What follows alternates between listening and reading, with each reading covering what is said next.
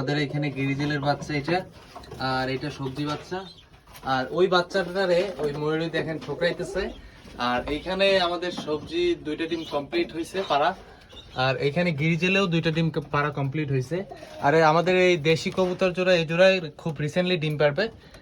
আর আমাদের এই যে লাল সাদা যেটা বলে আর কি পাইট, এই পাইট জোড়ায় ডিম পারছে। আর এখানে মাক্সি পেয়ারটাতে খুব অল্প দিনেই ডিম পারবে আশা করি। এই যে আমাদের ময়ূর ডিম পারছে, একটা ডিম বাইরে ফলাই রাখছে নাকি,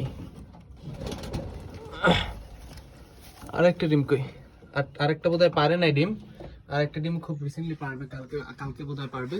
আর এই যে মাক্সি বাচ্চাটা, আর এই যে গিরিবাজ জোড়া এখানে বোন টানতেছে, এখানে ডিম পারবে। আর কবুতরগুলো কোথায়? আর কবুতরগুলো হয়তো বাইরে খুব সম্ভব। সকালবেলা আদার দিছিলাম, ওরা খাবার শেষ করে তারপরে চলে গেছে বাইরে।